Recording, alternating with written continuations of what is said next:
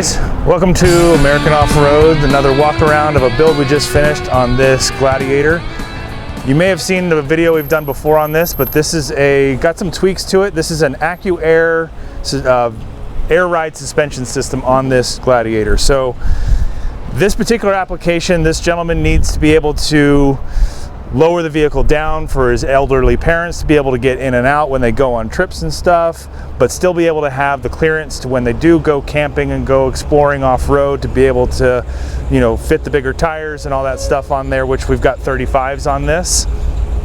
Also, he does load this thing up on time to time for work, so he's talking about being able to put a bunch of gear in the back and wants to be able to make sure that when it's loaded, it's not going to sag in the back, you know, things like that. So it made perfect sense to go with a suspension like this because the air ride will compensate for any load changes on top of being able to change the ride height on demand, which gives it a lot of versatility and very good for this application. Some of the things we kind of tweaked on this particular one is we added some Apex Designs disconnect sway bar links up here. So when he wants to go off-road and get some articulation going, all he has to do is twist this little dial right here, and that frees up the shaft on that and allows it to separate and expand separately from each side. So you don't have to worry about, you know, the sway bar there keeping you from getting that flex that you're trying to get when you do go off-road. And then it's just a quick little turn of a dial and it'll lock back in place again. So it's real simple to use, real convenient and nice and easy. And also from them, we went with their rapid deflate valves on his tires, so he can air his tires down really quick and easily with just the pull of a little tab on those valve stems. So really cool options there. We also wanted to upgrade his steering to be able to accommodate the bigger tires and some of the load he's planning on putting on this thing, reinforce the factory stuff. So on the front end, we upgraded the steering with Metalcloak's tie rod and drag link setup.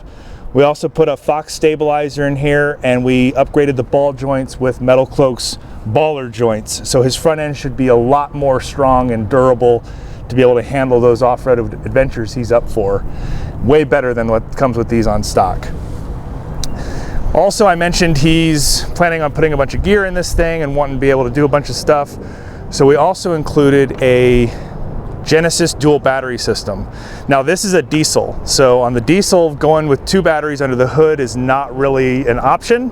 So it goes under the back seat on this. But we also included the in-cab controls, which is what they call the G screen or the green screen, which is and we installed it right here into the center console. So he'll be able to see the status and charge levels of the battery under the hood, as well as the battery in the back, be able to switch between, you know, using them both or just independently.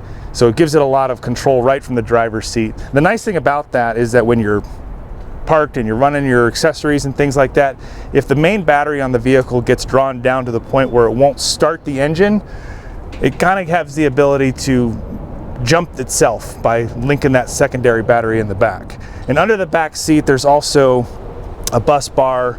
You can wire in all your accessories and stuff like that back there as well.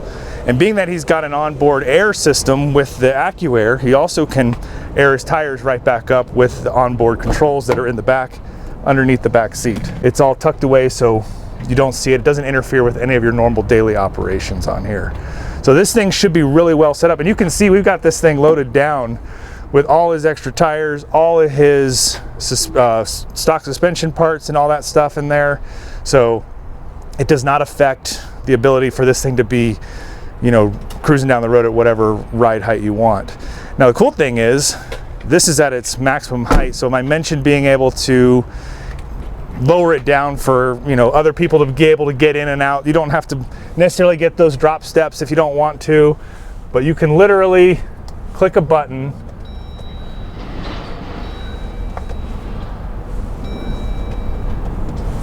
It helps if I put the key in there.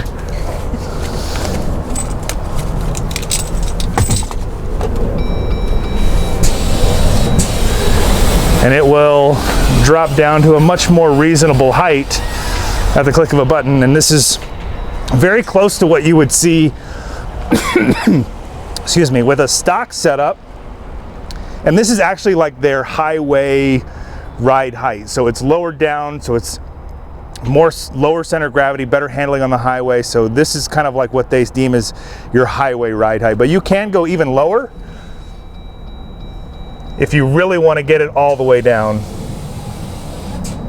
So it will go all the way to the, basically down to the bump stops, and make it a lot easier for someone to get in and out. So if this sounds like something that would fit for your application, make sure you hit us up, because we can help educate you and find the right solution that meets your desired adventure needs.